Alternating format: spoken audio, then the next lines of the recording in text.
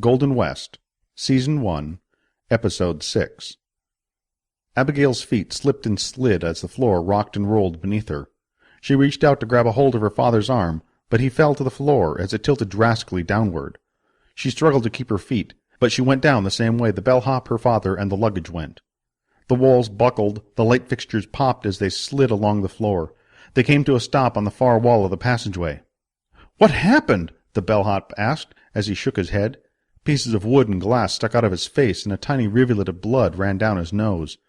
"I think there was an explosion." Her father also shook his head. Their luggage had broken a hole in the wall, but no sunlight came through the large cracks.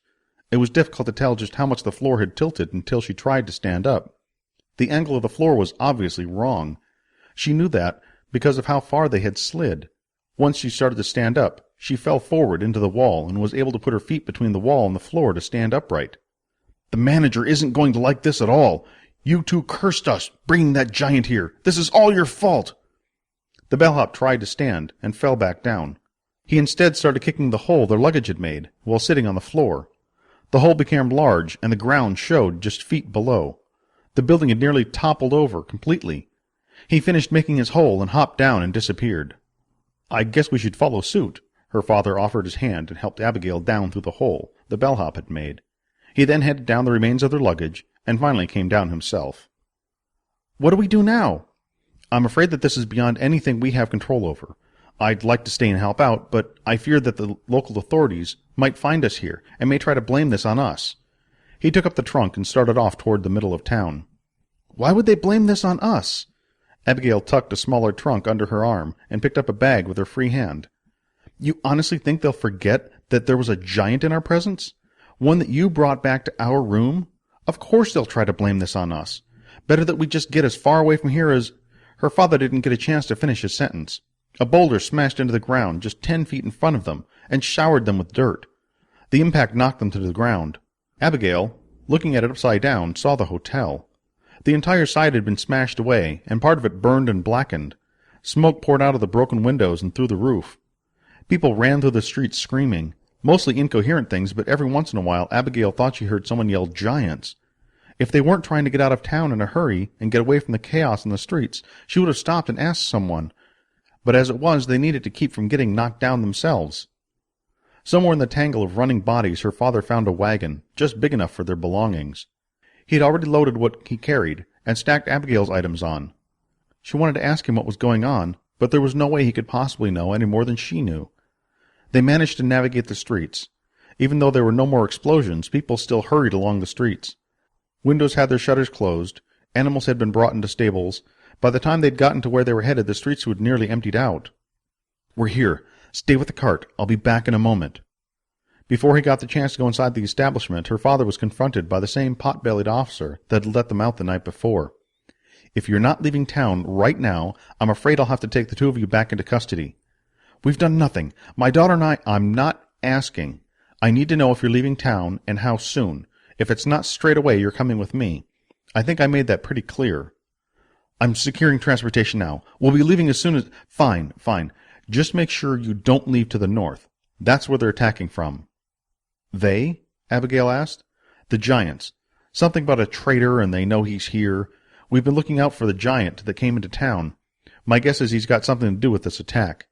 They've destroyed the hotel the two of you were staying at, and they'll be bringing down the town if they can find enough rocks." "Rocks?" Abigail cocked her head to the side. "You've got a lot to learn about the wilds, miss." The officer looked from her to her father. "I don't know what's possessed the two of you to come through town, but I suggest you hurry up and go." The officer tipped his hat and disappeared around a corner. "Do you think it's true? Are the giants throwing rocks into town?" "It doesn't matter what I think at this point. What matters now is that we have to leave town. Leave town right now." They entered the store through the small door that opened into a large room. If she didn't know any better, Abigail could swear they'd just walked into her father's workshop. Several large men stood around, grease on their scowling faces. A much smaller man approached and shook her father's hand. "Cecil, I'm glad you're back. I've got your horse ready to go." "Let's see it, Edgar." "Horse?" Abigail asked. They couldn't be getting on a horse and riding out of town. Neither of them had ever ridden a horse. Her father couldn't be serious. One of the greasy-faced workers laughed. Edgar and her father walked over to something covered with a large tarp. Edgar pulled it down. Her father clapped. Abigail gasped. If he'd wanted the Chamskys dead, he would have killed them himself. The last thing Reginald expected was for more giants to arrive and cause trouble. One had been sufficient to get the gears into motion, but any more than that would just make things more difficult for everyone involved. Me and Jess want our money. I think we all need to find a place to hide. Let's go. That old abandoned building I chased you two into will work perfectly. We can stay there until this passes over. No way. Me and Jess don't need you tagging along. We did our part, now just pay up. Reginald pulled a $10 bill out of his pocket and held it out to Jax. As soon as the boy reached out for the money, Reginald pulled it back. What's with that? Jax looked as if he were ready to rush into a fight. I have a better offer for the two of you. Jax scrunched up his nose, but Jess's eyes widened. Surprisingly, Jess spoke up. Let's hear what you have to say and be quick about it. There's a lot going on here, and if there's giants involved, it can't be anything good. We need to find us some place to hide and quick. Reginald looked from Jess to Jax. You'll have to wait until we're under cover. He pocketed the $10 bill. Just know that there will be a lot more where this came from. There'd better be. Jax pushed past Reginald and started to jog off down the alley. In no time at all, they were inside the abandoned building, where Reginald had first confronted the two boys after they tried to rob him. The inside looked much the way the two boys looked, run down and full of potential. The windows were mostly busted out. Doors were either missing or hung askew on their hinges. Dust littered every corner of the building, and there was a slight tilt to the walls as if the entire building might fall over if they weren't careful. He followed the two boys into a back room that contained the only furnishings, which consisted of a partially covered couch, 2 crooked chairs, and bunk beds with no mattress. If Reginald felt bad thinking the boys had it tough, having to steal money for their food, seeing their living conditions solidified Reginald's plan for the boys. Jack sat on the couch and kicked his legs up to posture that no one was going to sit down next to him. Jess sat in one of the crooked chairs and motioned with his head at the other chair. Reginald decided to stay standing. So what's this you're talking about? What better deal? Me and Jess like what we got going on here and don't need getting mixed up into nothing else that's going to cause us trouble. I assure you that the last thing that will happen will be the two of you getting into trouble. Quite the contrary. I'd like to remove the two of you from this situation and help you get your lives going in the right direction. I'm offering the two of you a way out of here. Jax shook his head. I don't follow you none. Me and Jess like it here in our building. No one bothers us. We can get anything we need. Why do you think we need anything from you? I mean, away from this situation you're both in. There's no future here for you. What are you going to do? Steal until someone catches you and kills you for taking the wrong thing? Be petty thieves the rest of your lives? It's only a matter of time before you pinch the wrong person, and then what will you do? What if one of you gets hurt? Who will you go to at that point? I'm offering you a chance at a future beyond that, a chance to have a life that doesn't require the two of you to hide day in and day out. It was Jess's turn to shake his head. Are you going to put us to work or something? In a fashion. Doing what? Jax asked.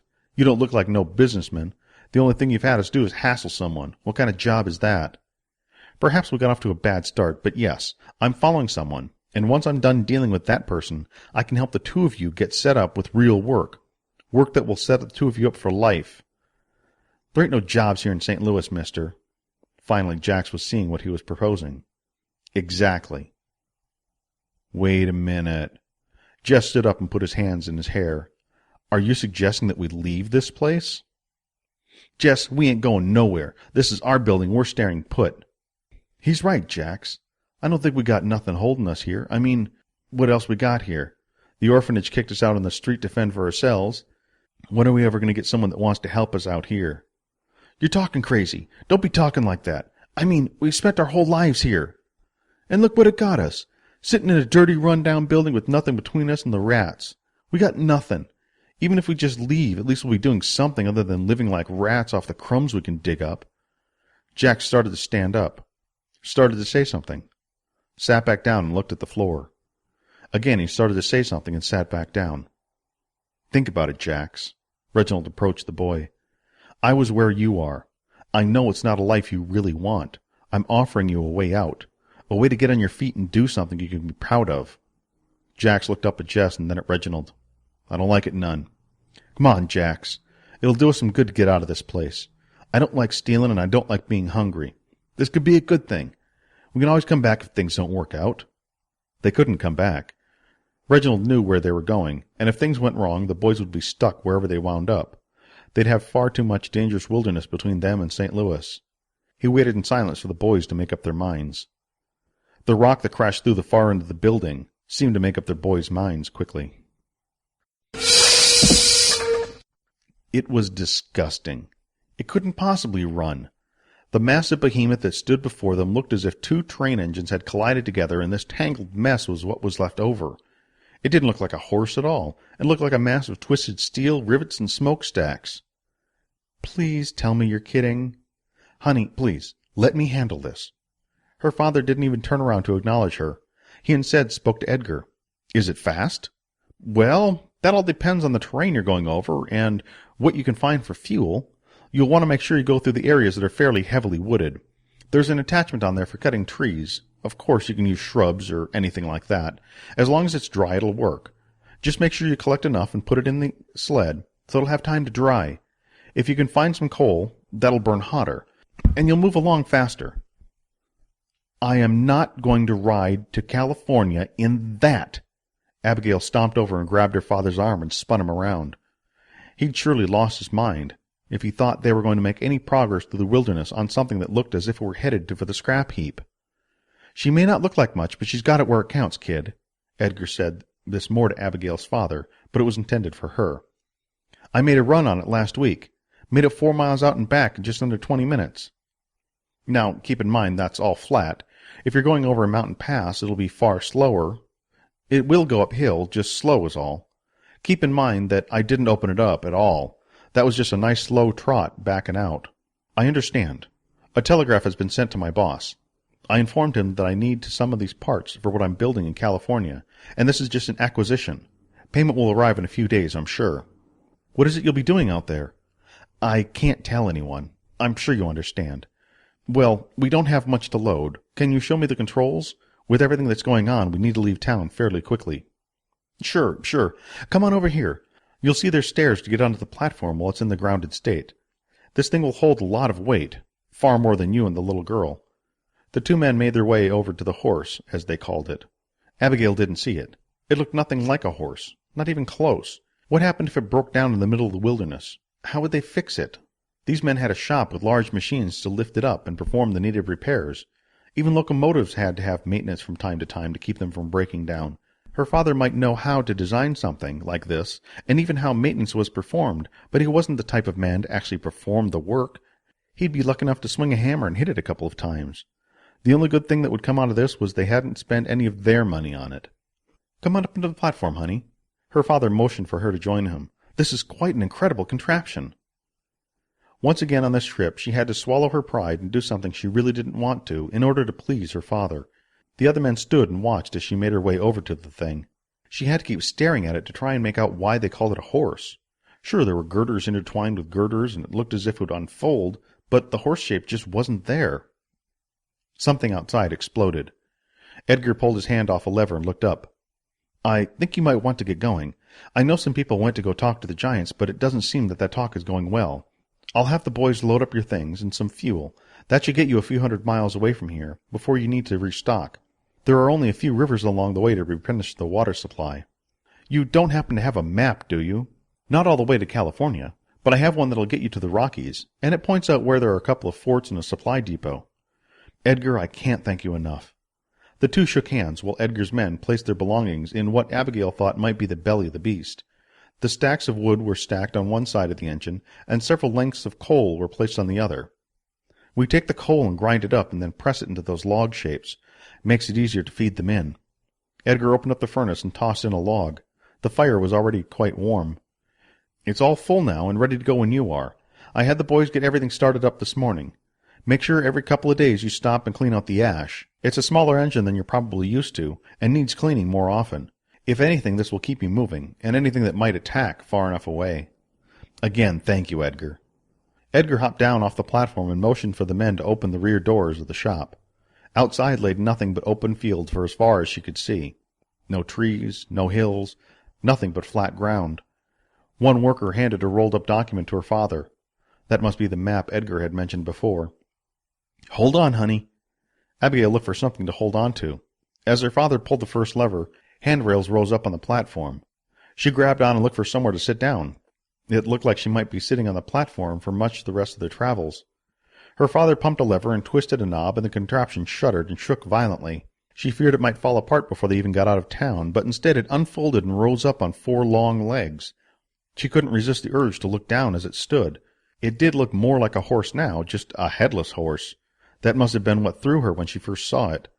Now that it was standing up, it was obviously a 4-legged walker with a platform on the rear of the vehicle. As it stood, the platform rose to the top of the machine, and 2 seats rose in the platform, giving them a great view of the landscape out in front of them. Pulling one lever all the way back and locking it into place, her father then pushed 2 levers forward and sat down. "Are you ready for this?" "I don't think so, but let's try. We'll go slow at first to see where it goes from here."